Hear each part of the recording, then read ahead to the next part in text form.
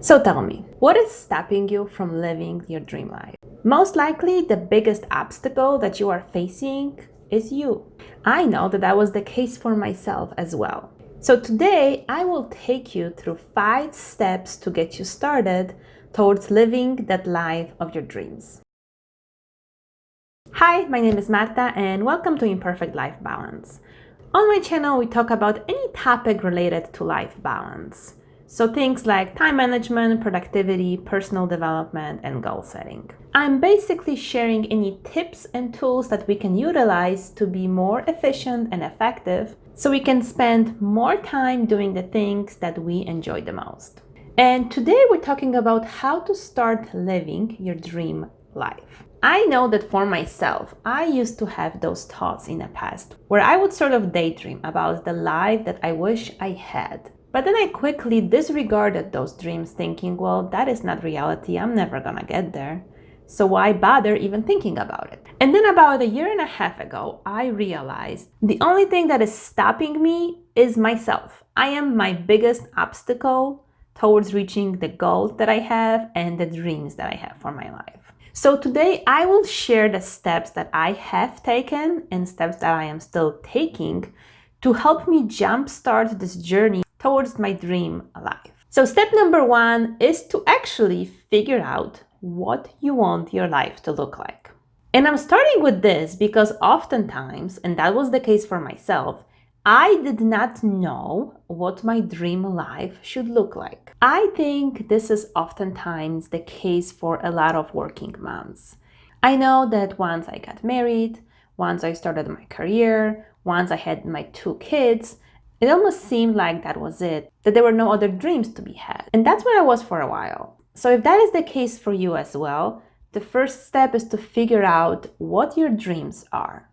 If you are not sure, what has helped me is starting to read personal growth books. And I'm going to include some of the recommendations down below.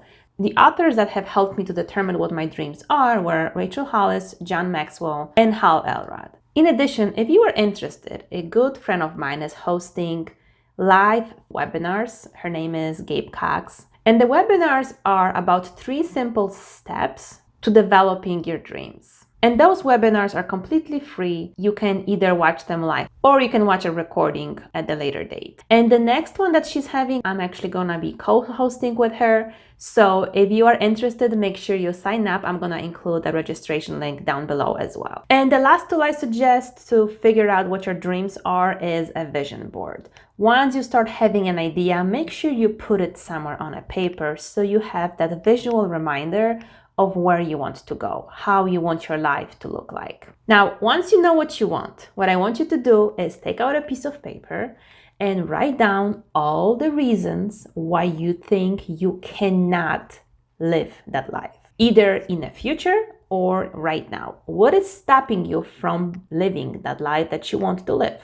So, for example, if your dream is to retire when you are 50 years old, write down all the reasons why you don't believe you can have that dream life. Or if your dream life includes you being an author and publishing books, write down all the reasons why you cannot get there. And you will quickly see that this list is going to include 2 types of reasons. One category is going to be some actual obstacles that you have. So using that example of becoming an author, your challenges might be that you don't know anything about publishing a book. Your challenge might be that you don't have any experience in writing a book. Your challenge might be that you don't know the best format to write a book in. Things of that nature. And then you're gonna see things in category that I'm gonna name excuses. Those would be the excuses we give ourselves for not going after what we want. So it's gonna be things like, I don't have time. I don't have money. I don't have what it takes to do it.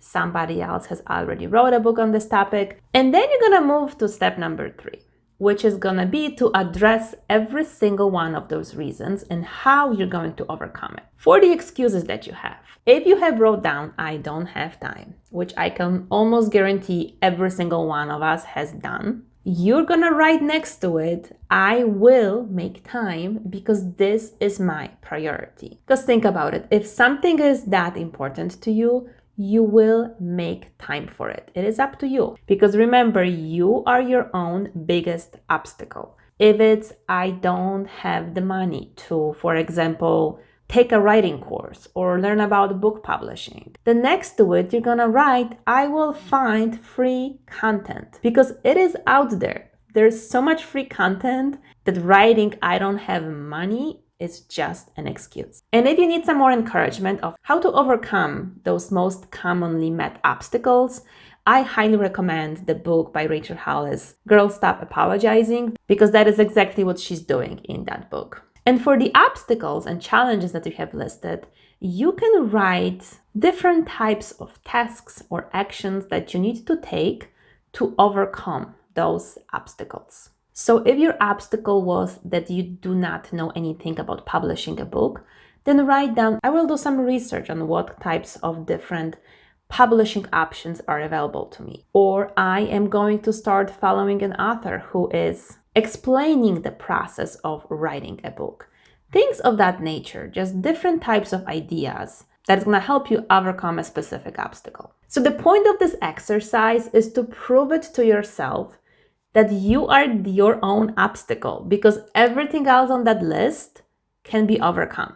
You can take action to work on specific challenges, and you can get rid of the excuses that you have listed. And if you do, there is really nothing stopping you. And doing that exercise is really gonna put it in black and white for you, that you can really live the life that you want if you are willing to work for it. Step number 4 is for you to surround yourself with like-minded people. Those are gonna be the people who are goal-oriented. Those are gonna be the people who are really working on their personal growth.